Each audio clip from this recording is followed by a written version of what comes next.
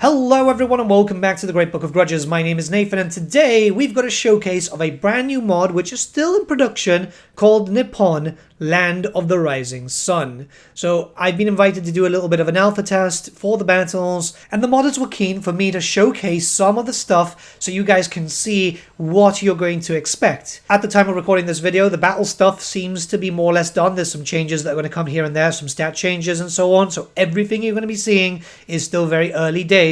But they're going to be starting to move to campaigns soon. When they're done with that, they'll release the mod, which will be available in Immortal Empires and Immortal Empires Expanded, so you've got a lot of ways to play this race. Keep in mind that we don't know if Games Workshop or Creative Assembly ever have plans for Nippon, so it's always good to see a very dedicated group of modders. For example, the ones that I speak to directly are Zoodad and Willemson, who have been working on this. This is the same team kind of behind Sigmar's heirs, so you're used to very big quality here. And if you want to find out more about this faction, even the fan-made lore, because it's very thorough, there is a link in the description below to a website hosted by Zoodad and his team to showcase all that type of stuff. And believe me, it is a lot to read through. Now let's jump in, let's talk about some units and legendary characters and everything else. First up is you're going to have access to 2 legendary lords. They're quite fun. You've got, like, just styling is just beautiful. Everything about this mod looks absolutely tremendous. I can't wait to see how the campaign looks. But you do have a lot of really cool stuff banners there. And by the way, you'll have access to 2 different laws of magic, so the law of Shinobi and the law of Vimto. It's going back into very old lore and just modernizing it a little bit. And you can see that the lords have their own mount options too, which is always great because that means that you won't always have them on foot. Sometimes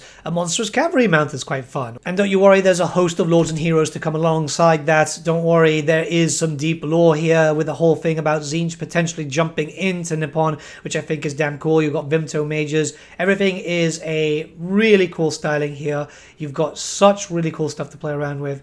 The laws of magic I'm not showcasing in this video. It's going to be something later down the line. And yes, you do have assassins too. Keep that in mind. So if you want to use ninjas, you're going to have them there. This is going back to some old lore that Clan Eshin learns from Nippon.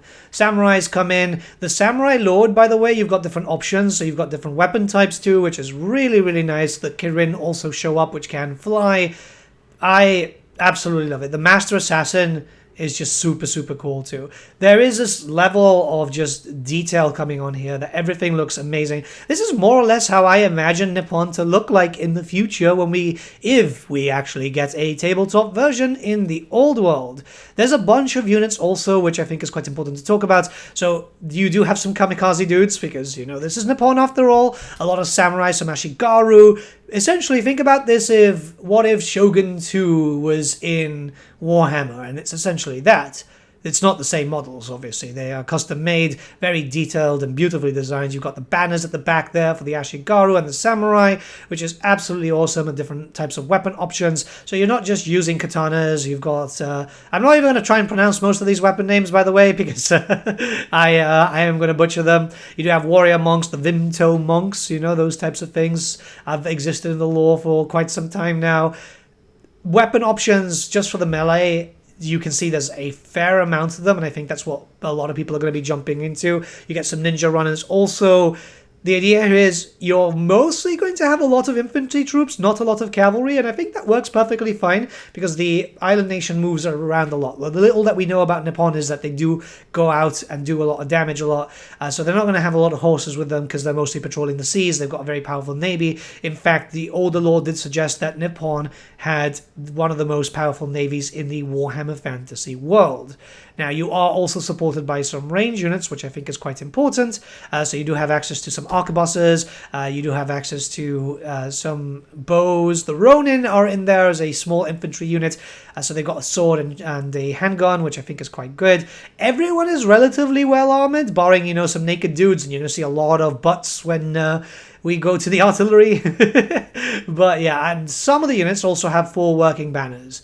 And some of them have just like unit commanders. So you're starting to get the full command stuff, which I think is quite important because, you know, it just adds a lot of flavor. We don't have that in vanilla, but there's a lot of mods that add into the races that are in vanilla as it stands, which, you know, it's not a big thing. Maybe Games Workshop and CA do it in the long run, but yeah, mods can really add that in. Cavalry, you do have a few amounts of units, not a lot, but it's mostly focusing on some range cavalry, some monstrous cavalry, mostly because like the monstrous cavalry is quite cool. It's Temple Dog Riders, so this is a throwback to what, 3rd edition? Which... Oh my god, just it's weird to think it's going that far back, right? And you do have samurais with swords, right? And they're just riding on horses. Very, very powerful as they stand. Very, very colorful too. I love the idea of a really colorful Nipponese army. I think that's very, very cool. I'm saying cool a lot, but that's because it's what it is. You do have access to some monsters, so there's Oni, there's some temple dogs, that just like some really big ones, stone dogs. There's a lot of really stylized stuff. You can tell where some of them are taking from, right? Like Scarbrand is there too, but he can fly. It's using a different monster. There's the giants there, the Fuju giants, which are just freaking awesome. Some Oni ogres, just for a little bit of a push there, because we do know that Oni do exist in the Nipponese setting. It's just very, very faint. And there are some flyers, ravens. They're not using the Onyx Crowmen. They're actually just ravens, which I think is cool. So it's a little bit of a distinction, because some of you guys might not be aware, but later on in the years when Games Workshop wanted to flesh out Cathay during the Thrones of Chaos campaign, they kind of got confused and were mixing up Chinese and Japanese mythology together, which is pretty bizarre. Pretty bizarre. But, yeah, no, we do have a lot more there. The monsters... absolutely awesome. I think the artillery kind of works too, because you've got a lot of stylized artillery, a lot of butts out there hanging out, which I think is quite interesting. You have bombards. You basically have the Empire artillery, but just a little bit more stylized, which I really like. The weaponry looks really, really cool. I'm not sure why there's so many asses hanging out though. It's just one of those things, right?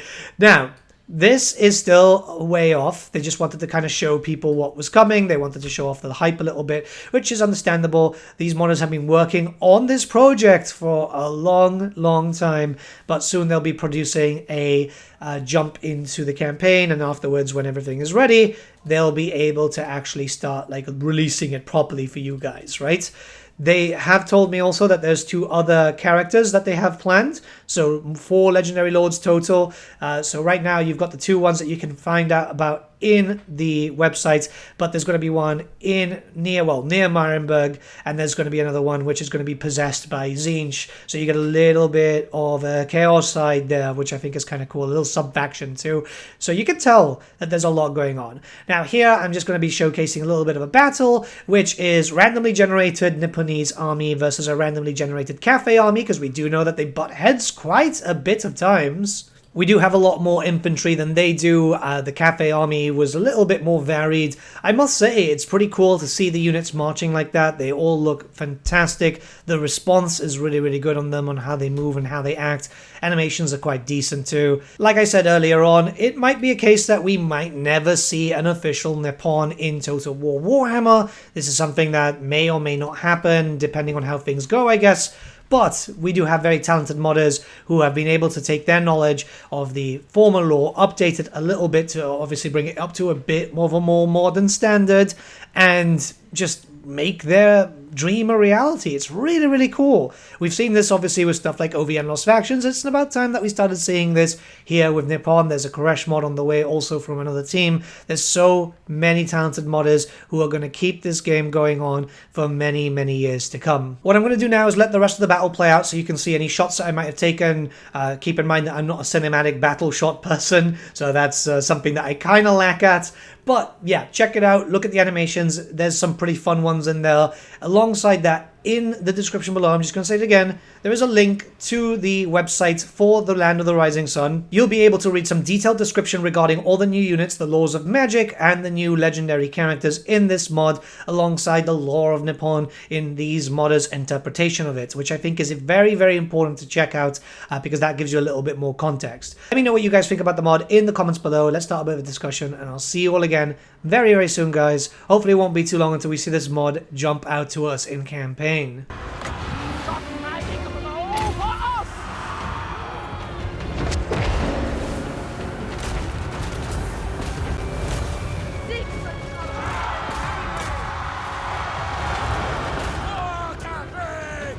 Retreat! Withdraw!